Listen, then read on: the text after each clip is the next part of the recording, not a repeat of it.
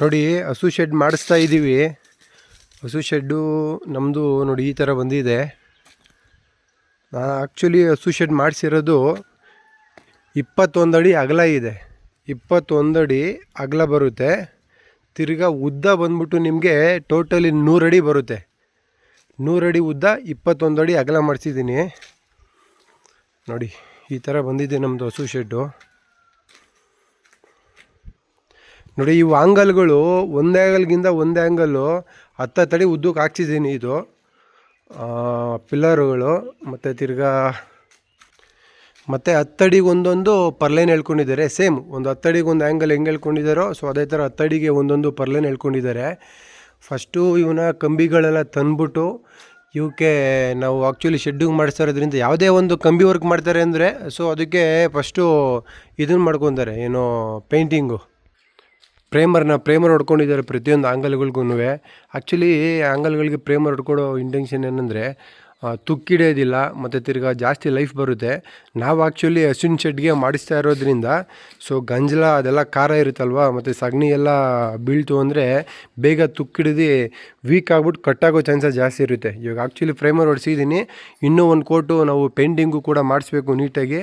ಒಳ್ಳೆ ಯಾವುದಾದ್ರು oil paint ತಂದು ಹೊಡ್ಸಿದ್ರೆ ಕಬ್ಬಣ ಬೇಗ ಹಾಳಾಗೋದಿಲ್ಲ. ನಾವು ಆ್ಯಕ್ಚುಲಿ ಹಸುವಿನ ಶೆಡ್ಗೆ ಅಂದರೆ ಅದು ಗಂಜಲ ಮತ್ತು ತಿರ್ಗಾ ಸಗಣಿಯಿಂದ ಬೇಗ ಕಬ್ಬಣಗಳು ತುಕ್ಕಿಡಿಯೋ ಚಾನ್ಸಸ್ ಇರುತ್ತೆ. ಸೊ ಅದಕ್ಕೇನೆ ಫ್ರೇಮರ್ ಹೊಡ್ಕೊಂಡು ಇದು ಮಾಡಿಸಿದ್ದೀನಿ, ಏನೋ ಕಂಬಿಗಳೆಲ್ಲ ಹಾಕಿದ್ದಾರೆ. ನಾವು ಅದಕ್ಕೆ ಇನ್ನೊಂದು ಕೋಟು ಪೇಂಟಿಂಗ್ ಮಾಡ್ಕೋಬೇಕು. ಮತ್ತು ಇದ್ರ ಹೈಟ್ ಬಂದ್ಬಿಟ್ಟು ನಾನು ಆ್ಯಕ್ಚುಲಿ ಎಷ್ಟು ಮಾಡಿಸಿದ್ದೀನಿ ಅಂದರೆ 10 ಅಡಿ ಹೈಟ್ ಇದೆ. ಸೊ ನಾನು 10 ಅಡಿ ಹಾಕ್ಸಿರೋದ್ರಿಂದ ನಮಗೆ ಆ ಕಡೆ ಈ ಕಡೆ ತೆಂಗಿನ ಮರಗಳು ಇರೋದ್ರಿಂದ ನೋಡಿ, ಅದೇ ತೆಂಗಿನ ಮರ, ಇದೇ ಪಿಲ್ಲರು. ಸೊ ತೆಂಗಿನ ಮರ ಇರೋದ್ರಿಂದ ಮೇಲ್ಗಡೆ ಗರಿ ಎಲ್ಲ ಇರ್ತೈತೆ. ಸೊ ನಮಗೆ ಬಿಸಿಲು ಕೂಡ ಜಾಸ್ತಿ ಬೀಳಲ್ಲ. ಸೊ ನೆರಳಿರೋದ್ರಿಂದ ಶೀಟು ಪ್ಲಸ್ಸು ತೆಂಗಿನ ಮರದ ನೆರಳು ಎರಡೂ ಇರೋದ್ರಿಂದ ನಮಗೆ ಇಲ್ಲಿ ದನಗಳು ಆರಾಮಾಗಿ ತಣ್ಣಗೆ ನಿಂತ್ಕೋತವೆ. ಅದೊಂದು ನಮಗೆ ಇಲ್ಲಿ ತೋಟದೊಳಗಡೆ ಮಾಡ್ಕೊಂಡಿದ್ರಿಂದ ಅದೊಂದು ಪ್ಲಸ್ ಪಾಯಿಂಟು.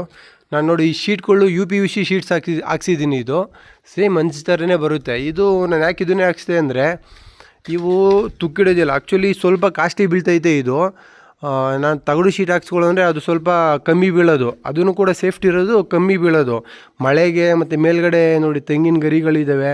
ಸೊ ತೆಂಗಿನ ಗರಿ ಬಿದ್ದಾಗ ದಡಾರ್ ಬಡಾರ್ ಅಂತ ಸೌಂಡ್ ಬರುತ್ತೆ. ಮತ್ತು ಕಾಯಿ ಬಿದ್ದಾಗೂ ಹೆವಿ ಸೌಂಡು, ಮಳೆ ಬಂದಾಗೂ ಕೂಡ ಫುಲ್ಲು ಪಟಪಟ ಅಂತ ಸೌಂಡ್ ಬರುತ್ತೆ.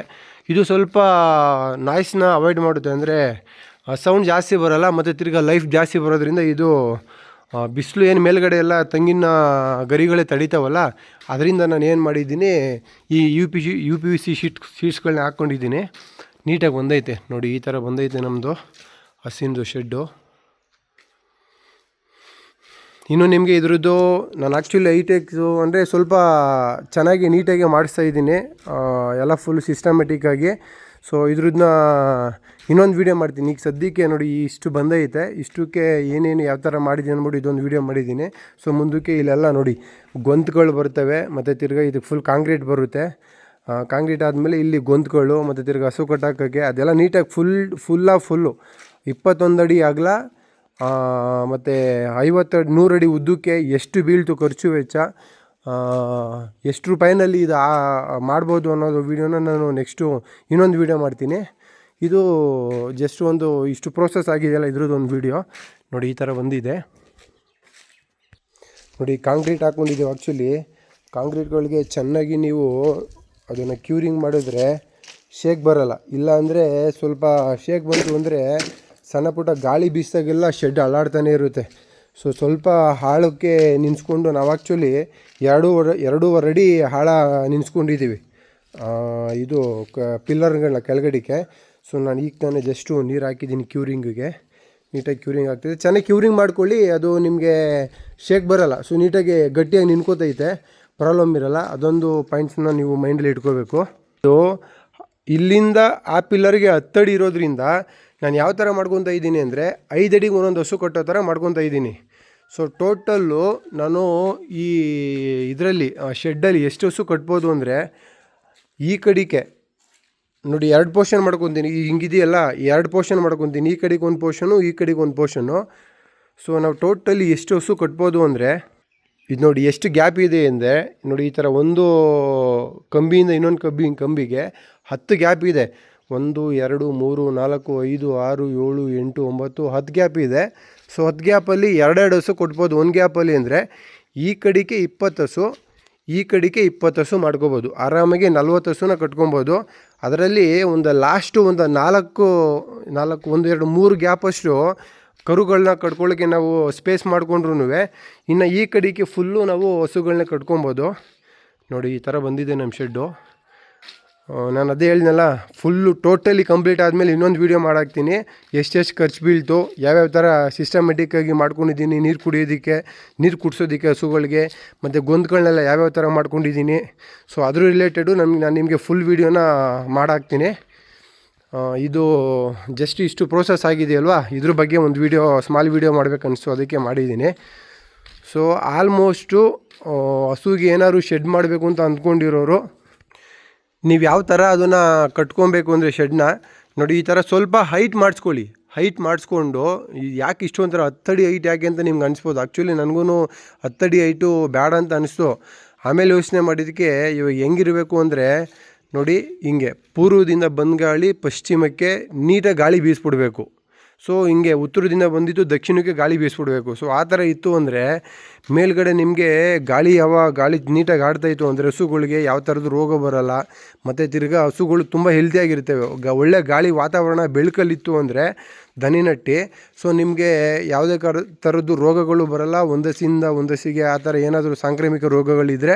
ಮತ್ತು ಇನ್ನೊಂದು ಏನಂದರೆ ಹಸುಗಳು ಕೂಡ ಇರ್ತವೆ. ಒಳ್ಳೆ ಗಾಳಿ ಬೆಳಕಿತ್ತು ಅಂದರೆ ಹಸುಗಳಿಗೆ ಚೆನ್ನಾಗಿ ತಿಂದಿದ್ದನ್ನ ಮೇವನ್ನ ಗಾಳಿ ಕುಡ್ಕೊಂಡು ಆರಾಮಾಗಿ ಒಳ್ಳೆ ಬೆಳಕಲ್ಲಿ ಮಲ್ಕೊಂಡು ಮೆಲ್ಕಾಗ್ತವೆ. ಅದೊಂದು ಪ್ಲಸ್ ಪಾಯಿಂಟ್ ಇರ್ತೈತೆ. ಸೊ ಮತ್ತು ತಿರ್ಗಿ ಈ ಥರ ನಾನು ಪ್ಲಾಸ್ಟಿಕ್ ಶೀಟ್ ಯಾಕೆ ಹಾಕ್ಸ್ಕೊತೀನಿ ಅಂದರೆ ಲೈಫ್ ಬರುತ್ತೆ. ಇದು UPVC ಶೀಟ್ ಇದೆಯಲ್ವ, ಇದು ಆ್ಯಕ್ಚುಲಿ ಲೈಫ್ ಬರುತ್ತೆ. ತಗಡು ಶೀಟ್ಗಳೆಲ್ಲ 3 ವರ್ಷ 2.5-3 ವರ್ಷದ ಮೇಲೆ ಬರೋದೇ ಹೆಚ್ಚು. ಆಮೇಲೆ ತುಕ್ಕಿಡ್ದುಬಿಡ್ತೈತೆ. ಮತ್ತು ಈ ಥರ ಯಾವುದರಲ್ಲಿ ತೆಂಗಿನ ತೋಟದಲ್ಲಿ ನೀವು ಶೆಡ್ ಮಾಡ್ಕೊತೀವಿ ಅಂದರೆ ಬೇಸಿಗೆಯಲ್ಲಿ ಜಾಸ್ತಿ ಶಾಖನ್ನು ಹೀರಿ ಅದು ಕೆಳಗಡೆಗೆ ಬಿಟ್ಬಿಡುತ್ತೆ. ಸೊ ಆವಾಗ ನಿಮಗೆ ಹಸುಗಳಿಗೂ ಕೂಡ ಶಾಖ ಜಾಸ್ತಿ ಆಯಿತು ಅಂದರೆ ಅವಕ್ಕೆ ಗೊತ್ತಿದೆಯಲ್ಲ, ಕೆಲವೊಂದು ನಾಟಿ ಹಸುಗಳಂದರೆ ಸ್ವಲ್ಪ ತಡ್ಕೊತವೆ. ಸೊ ಸೀಮೆ ಹಸುಗಳಿಗೆ ಅವಕ್ಕೆಲ್ಲ ಅಂದರೆ ನೀವು ಫುಲ್ಲು ಯಾವಾಗಲೂ ಒಂದೇ ವೆದರ್ಲಿ ಇಡಬೇಕು. ನಾನು ಅದಕ್ಕೇನೆ ಈ ಥರ UPVC ಶೀಟ್ ಹಾಕ್ಸಿದ್ದೀನಿ. ಮತ್ತು ಹಿಂಗೆ ನಮ್ಮದು ತೋಟದೊಳಗಡೆ ಮಾಡೋದ್ರಿಂದ ನಮ್ಗೆ ಅದೊಂದು ಪ್ಲಸ್ ಪಾಯಿಂಟು, ಯಾವಾಗಲೂ ಕೂಲಾಗಿರುತ್ತೆ. ಸೊ ಒಂದೇ ಟೆಂಪ್ರೇಚರು ಕಂಟಿನ್ಯೂ ಆಗುತ್ತೆ ನಮ್ಮದು ಶೆಡ್ಡಲ್ಲಿ. ಮತ್ತು ನಮ್ಮ ಶೆಡ್ದು ನೋಡಿ, ಇದು ಆ್ಯಕ್ಚುಲಿ ಎಲ್ಲ ಸ್ಪೇಸ್ ಇರೋದ್ರಿಂದ ಸೈಡಲ್ಲೆಲ್ಲ ಒಂದು 3-4 ಅಡಿ ಗೋಡೆ ಕಟ್ಕೊತೀನಿ, ಇಲ್ಲಾಂದರೆ ಶೀಟ್ ಹೊಡ್ಕೊತೀನಿ. ಸೊ ಅದ್ರದ್ದು ಇನ್ನೂ ಹೆಚ್ಚಿನ ವೀಡಿಯೋನ ನಾನು ನೆಕ್ಸ್ಟ್ ವೀಡಿಯೋದಲ್ಲಿ ಅಪ್ಡೇಟ್ ಮಾಡ್ತೀನಿ.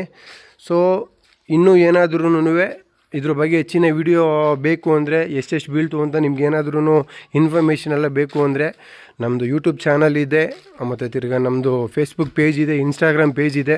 ದಯವಿಟ್ಟು ಫಾಲೋ ಮಾಡ್ಕೊಳ್ಳಿ. ಈ ನಮ್ಮ ದನಿನ್ ಶೆಡ್ ರಿಲೇಟೆಡು ನಿಮಗೇನಾದರೂ ಡೌಟ್ಸ್ ಇತ್ತು ಅಂದರೆ ದಯವಿಟ್ಟು ಕಮೆಂಟ್ಸ್ ಮಾಡಿ. ನನಗೆ ಗೊತ್ತಿರೋಷ್ಟು ನಿಮಗೆ ಇನ್ಫಾರ್ಮೇಷನ್ನು ಮಾಹಿತಿನ ಕೊಡ್ತೀನಿ. ಸೊ ಕಮೆಂಟ್ಸಲ್ಲಿ ನೀವೇನ್ದ್ರ ಬಗ್ಗೆ ಕೇಳ್ತಾರೆ ನಾನು ಅದ್ರ ಬಗ್ಗೆ ನೆಕ್ಸ್ಟ್ ವೀಡಿಯೋಸ್ನ ಮಾಡ್ತೀನಿ. Thank you so much.